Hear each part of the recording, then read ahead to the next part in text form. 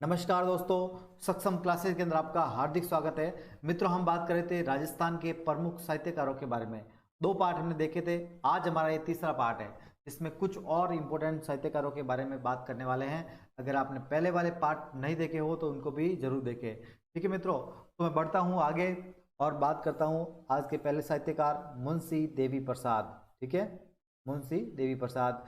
इनके जन्म की बात करें तो जन्म हुआ 1848 ईस्वी के अंदर। कहाँ पे हुआ? जयपुर के अंदर। ठीक है, तो इस बात को आपको ध्यान में रखना, जयपुर के अंदर। इनके रचित ग्रंथों की बात करें तो एक ग्रंथ है मित्रों स्वपन राजस्थान, स्वपन राजस्थान।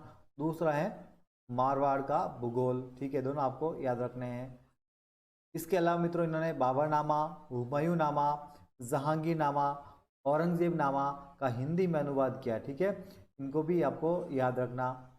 बाबरनामा, हुमायूंनामा, जहांगीरनामा, औरंगजेबनामा का हिंदी अनुवाद किया। ठीक है मित्रों, इन्होंने मारवाड़ राज्य के लिए कानून बनाए। किसके लिए? मारवाड़ राज्य के लिए। और कानून विषय पर 13 पुस्तकें लिखी थी। कितनी? 13। ठीक है मित्रों, इसलिए उनको कानून की माता या कानूनी कहा जाता है। ये भी इम्पोर्टेंट है मित्रों, इस एग्जाम में बहुत बार पूछा गया है और आगे भी पूछने की संभावना है। इसको आप वेरी इंपॉर्टेंट लिख दीजिए। नेक्स्ट देखिए मित्रों, मोहम्मद नैन्सी को इन्होंने राजपुताने का अबुल फजल कहा है। ये भी इम्पोर्टेंट है, ये दोनों इम्पोर्टेंट ही है। बीकानेर के शासक राय सिंह को इन्होंने राजपुताने का कर्ण कहा, ये भी पूछा गया है। ठीक है मित्रों, तो इनको वेरी इंपॉर्टेंट लिख देना। मोहम्मद नैन्सी को राजपुताने का अबुल फजल और बीकानेर के शासक राय सिंह को राजपुताने का कर्ण कहा। ठीक है मित्रों, ये आपको याद रखना। इनके निधन की बात करें, निधन हुआ था 1923 के अंदर। कहाँ पे हुआ? जोधपुर के अंदर। ठीक है मित्रों, नेक्स्ट बढ़ते हैं आगे। नेक्स्ट साहित्यकार के बारे में बात करते हैं। नेक्स्ट साहित्यकार हैं तुरसा आढ़ा। तुरसा आढ़ा, आढ़ा मित्रों इनकी गोत है। ठीक है, इनके जन्म की बात करें, जन्म 1535 ईस्वी के अंदर धुंधला गांव, जोधपुर के अंदर पड़ता है। धुंधला गांव, जोधपुर, यहाँ पे इनका जन्म हुआ मित्रों। ठीक है मित्रों, ये अकबर के दरबारी कवि थे। अकबर के।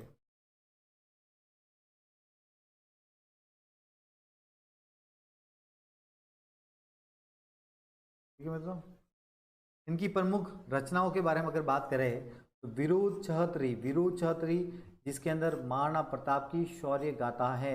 महाराणा प्रताप की शौर्य गाथा है। ठीक है, किरतार बावनी इनके समय में, जो तात्कालिक समय था, इनके समय के अंदर सामाजिक एवं आर्थिक स्थिति का वर्णन किया हुआ है। इनके समय की सामाजिक और आर्थिक स्थिति का इसके अंदर वर्णन किया हुआ है। वीरमदेव सोलंकी रादुआ, जुलना श्री अमर सिंह जीरा, अमर सिंह जीरा, ये भी इनकी रचना है। श्री कुमार अजाजिनी भी इनकी रचना है। भूचर, ठीक है, और क्या है? भूचर। मित्रों, महाराणा प्रताप की जब मृत्यु के समाचार मिले थे तो उस समय दुर्सा आढ़ा अकबर के दरबार में थे। ठीक है, और इस टाइम में इनकी प्रशंसा की थी इन्होंने, किसने? दुर्सा आढ़ा ने महाराणा प्रताप की। ठीक है, और देखिए मित्रों, दुर्सा आढ़ा की पित्तल की मूर्ति, दुर्सा आढ़ा की पित्तल की मूर्ति, ये अचलगढ़ के अचलेश्वर महादेव मंदिर के अंदर है। अचलगढ़ के अचलेश्वर महादेव मंदिर, माउंट आबू के अंदर, माउंट आबू सिरोही। नेक्स्ट बढ़ते हैं आगे, अगले साहित्यकार के बारे में देखते हैं। पृथ्वीराज राठौड़, इनके बारे में तो आप सभी जानते होंगे। पृथ्वीराज राठौड़ बीकानेर के शासक राव कल्याणमल के ये पुत्र थे। इनके राव कल्याणमल के पुत्र थे। ठीक है मित्रों, पित्तल के नाम से ये साहित्य रचना लिखते थे। कन्हैयालाल सेठिया की रचना मैंने आपको बताई थी, पित्तल पातल। ठीक है, इसकी थी कन्हैयालाल सेठिया, पहले वाले पार्ट के अंदर मैं बता चुका हूं।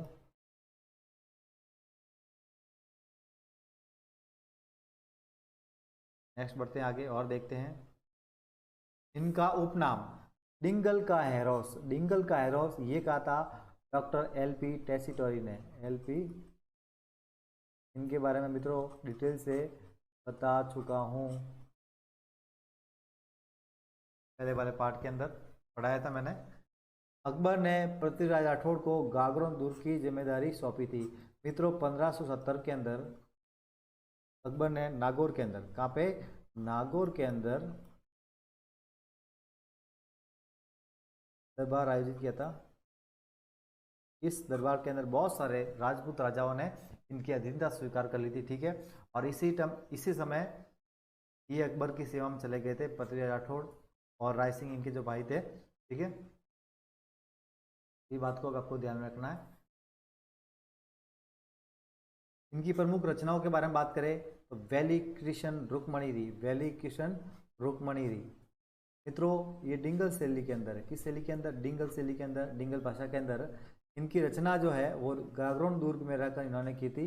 गागरोन दुर्ग के अंदर श्रृंगार रस प्रधान ग्रंथ है ये, श्रृंगार रस प्रधान ये ग्रंथ है मित्रों। श्री कृष्ण व रुक्मणी के विवाह की कथा इसके अंदर वर्णित है। श्री कृष्ण और रुक्मणी के विवाह की कथा वर्णित है।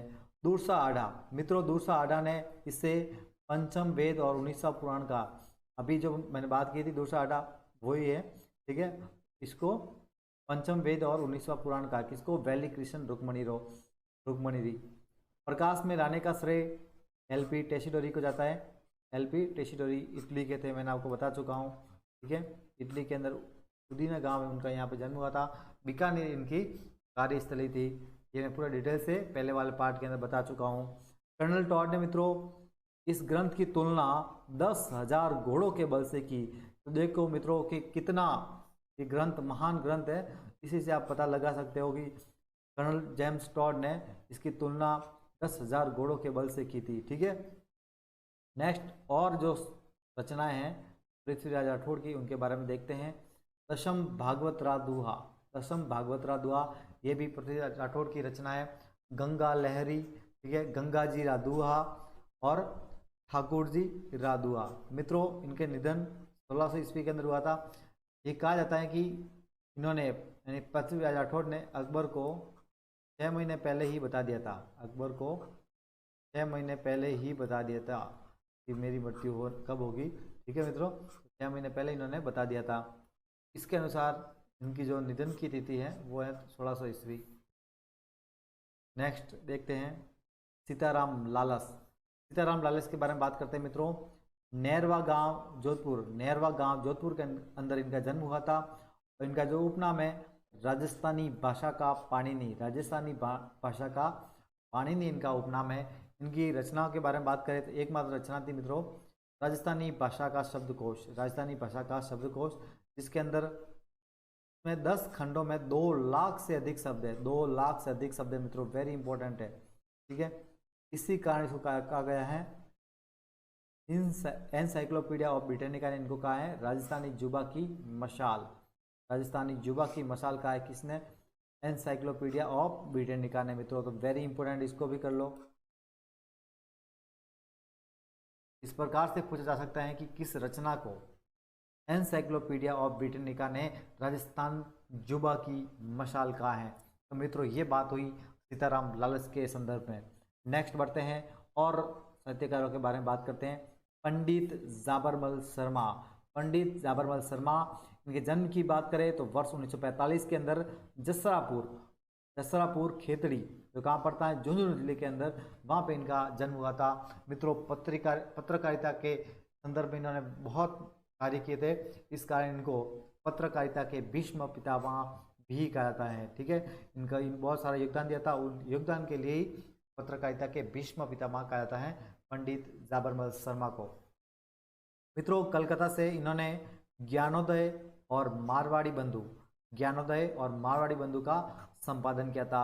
1909 ईस्वी के अंदर भारत नामक साप्ताहिक पत्र का संपादन भी इन्होंने किया था, ठीक है मित्रों। तो इन दोनों का आपको याद रखना है, वेरी इंपॉर्टेंट। तो ये है, ये बहुत बार एग्जाम में पूछा गया है। पत्रकारिता के भीष्म पितामह किसे कहा जाता है? तो आपको बताना है पंडित जाबरमल शर्मा, ठीक है, पंडित जाबरमल शर्मा। नेक्स्ट बढ़ते हैं आगे और देखते हैं सत्यप्रकाश जोशी। सत्यप्रकाश जोशी, इनकी रचनाओं को आपको याद रखना है।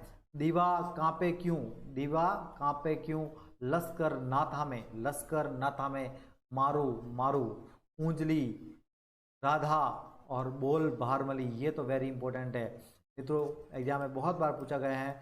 बोल भारमली किसकी रचना है, तो आपको बताना है सत्य प्रकाश जोशी की। किसकी?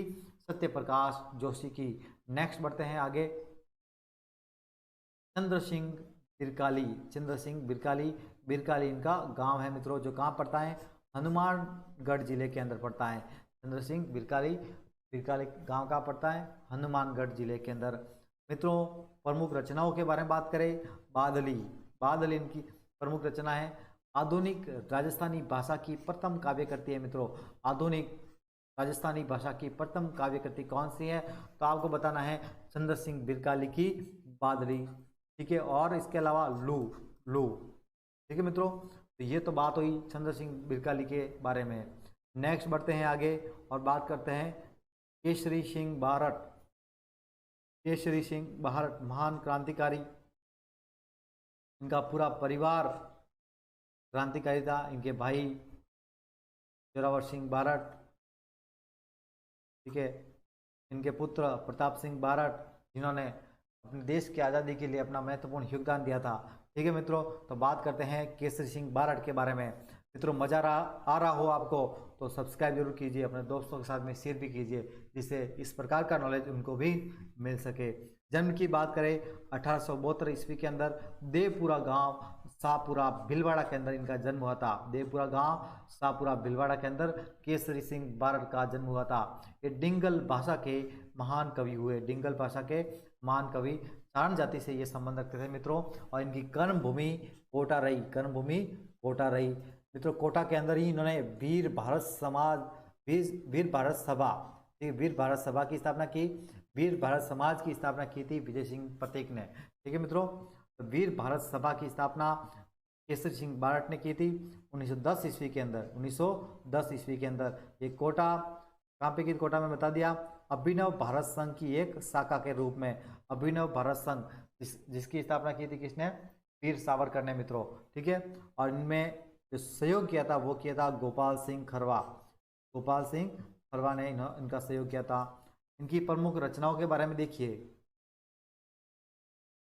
चेतावनी राह चुंगटिया, चेतावनी राह चुंगटिया, इसके बारे में तो आप सभी जानते हो, 13 शॉर्ट है, ठीक है मित्रों। 1903 के अंदर, 1903 के अंदर लॉर्ड कर्जन ने, लॉर्ड कर्जन ने एडवर्ड सप्तम, एडवर्ड सप्तम के आगमन पर दिल्ली दरबार का आयोजन किया था, दिल्ली दरबार का आयोजन। और इसी दिल्ली दरबार के अंदर भाग लेने के लिए मेवाड़ के महाराणा, मेवाड़ के महाराणा फतेह सिंह जा रहे थे, मेवाड़ महाराणा फतेह सिंह जा रहे थे। और ये 13 सोर्ट हैं चेतावनी सुंगटिया नामक, ये मित्रों इनको भेंट किए थे फतेह सिंह को। और इसको पढ़कर वो मेवाड़ मतलब इस दिल्ली दरबार के अंदर नहीं गए थे मित्रों, ठीक है। तो वेरी इंपॉर्टेंट है, ये जो बातें बताई है ये भी नोट कर लेना आप। इसके अलावा देखिए अश्वघोष, अश्वघोष जिसकी अश्वघोष बुध चरित्र, अश्वघोष की रचना है बुध चरित्र मित्रों, ठीक है। इसका हिंदी अनुवाद में क्या था? प्रताप चरित्र, दुर्गादास चरित्र, दसवन चरित्र, ठीक है। तो ये आपको याद रखना है। नेक्स्ट देखते हैं आगे, राज सिंह चरित्र, राज सिंह चरित्र ये भी इनकी रचना है। रूठी रानी इनकी रचना है। कुसुमांजलि ये भी इनकी रचना है। कुसुम अंजलि भी आप पढ़ सकते हो, ठीक है मित्रों। तो ये भी इसकी रचना है। कवि श्यामल दास, आपको मैं पढ़ा चुका हूँ, कवि श्यामल दास ददवाड़िया, ठीक है। इनकी जीवनी भी इन्होंने लिखी थी। जोधपुर के महंत प्यारेलाल की इन्होंने हत्या की थी मित्रों। ये क्रांतिकारी थे और देश राष्ट्र हित के लिए ये लूट मार का भी यानी डकैती का भी कार्य करते और उसके धन संग्रह करते थे।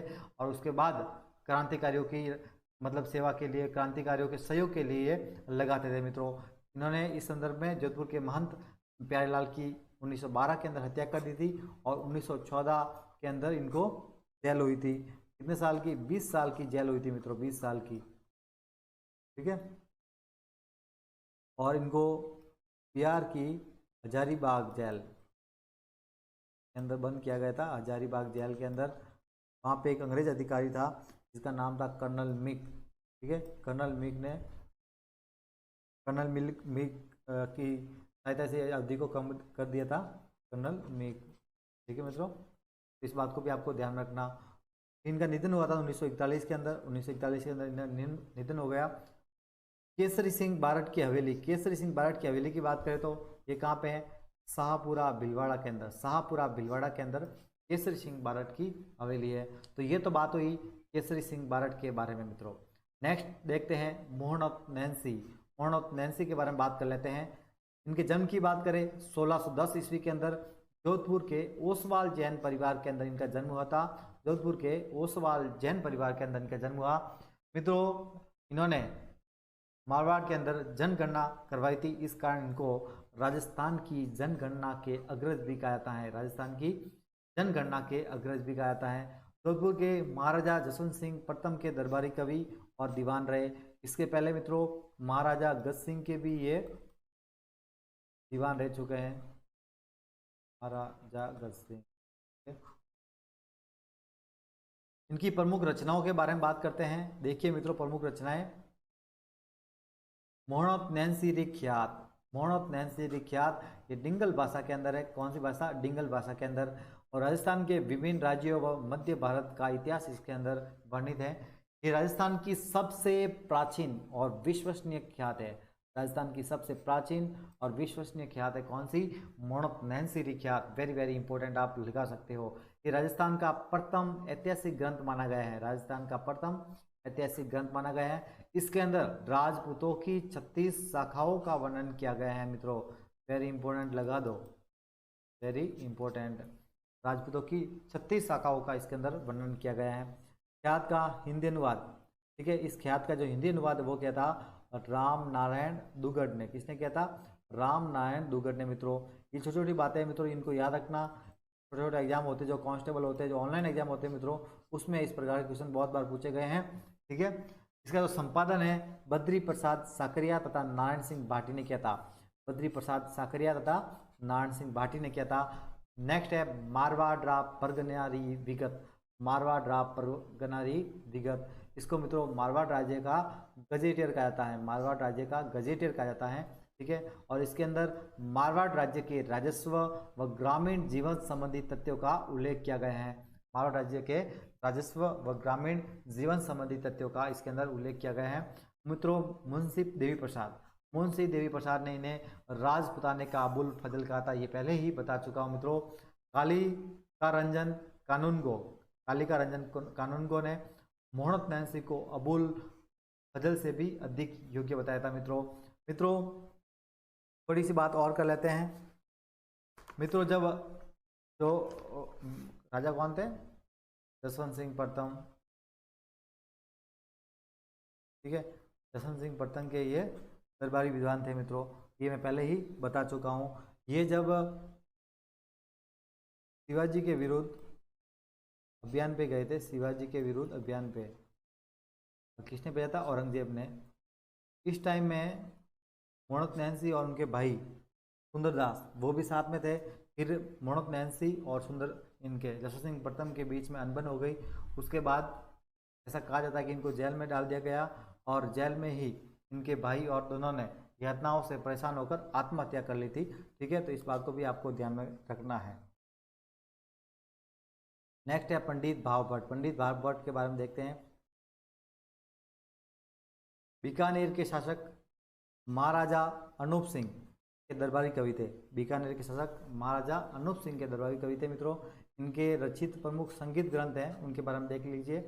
अनूप संगीत विलास, अनूप संगीत विलास, अनूप संगीत रत्नाकर, अनूपांकुश, अनूप संगीत वर्तमान, अनूप रागमाला, गमन मंजरी टीका, गमन मंजरी टीका, मुरली प्रकाश, ये इनके जो संगीत ग्रंथ है मित्रों किनके, पंडित भाव भट्ट के। अनूप संगीत विलास, अनूप संगीत रत्नाकर, अनूपांकुश, अनूप संगीत वर्तमान, अनूप रागमाला, गमन मंजरी टीका और मुरली प्रकाश।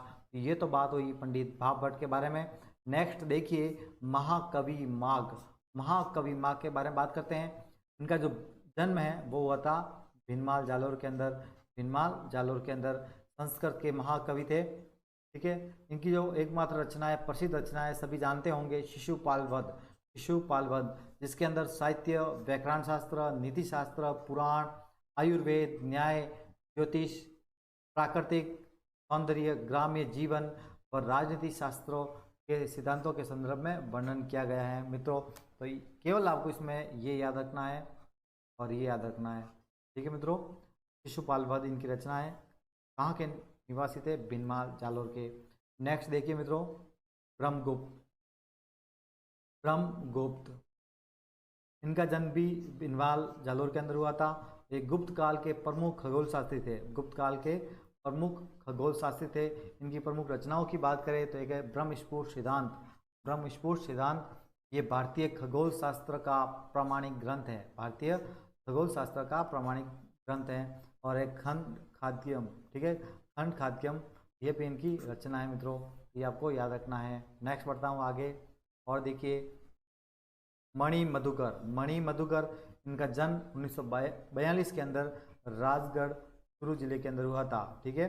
1942 के अंदर राजगढ़ सुरू जिले के अंदर इनका जन्म हुआ था। इनकी प्रमुख रचनाओं की बात करें, सोजती घेट, सोजती घेट, आलीजा आजियो घरा, आलीजा आजियो घरा, ये भी मणि मधुकर की रचना है। वेरी इंपॉर्टेंट ये है पग फेरो मित्रों, पग फेरो एग्जाम में पूछा गया है, पग फेरो, ठीक है। रांगे राघव, नेक्स्ट देखिए रांगे राघव, इनके बारे में बात कर लेते हैं। इनका जन्म 1923 के अंदर उत्तर प्रदेश के आगरा के अंदर हुआ था, ठीक है मित्रों। प्रमुख रचनाओं की बात करें, मुर्दों का टीला, मुर्दों का टीला इनकी प्रमुख रचना है। रांगे राघव, विवाद मठ, तूफानों के बीच, तूफानों के बीच, प्रतिदान, शिवर, घरौंदा, ये भी इंपॉर्टेंट है। कब तक पुकारूं, ये भी मित्रों इंपॉर्टेंट है। आखिरी आवाज, रामानुज, ठीक है। मुर्दों का टीला, विवाद मठ, तूफानों के बीच, प्रतिदान, शिवर, घरौंदा, कब तक पुकारूं, आखिरी आवाज, रामानुज। नेक्स्ट देखिए श्रीलाल नतमल जोशी, श्रीलाल नतमल जोशी मित्रों, इनका जन्म बीकानेर के अंदर हुआ था, ठीक है। इनकी प्रमुख रचनाओं के बारे में बात करें, आभे पटकी, आभे पटकी स्वतंत्रता काल का प्रथम उपन्यास है ये, ठीक है। इस बात को वेरी इंपॉर्टेंट है, इस नोट कर लेना। आभे पटकी, धोरारा धोरी, धोरारा धोरी, एक बींदनी दो बींद, एक बींदनी दो बींद, शरणागत, शरणागत, मेहंदी और भाड़ेती, ठीक है मित्रों। इसके बारे में मैंने बता चुका हूँ। डॉक्टर LP केशिटोरी, डॉक्टर LP केशिटोरी की जीवनी है, पहले वाले पार्ट के अंदर बताया था मैंने, ठीक है मित्रों। भाड़ेती ये कहानी है।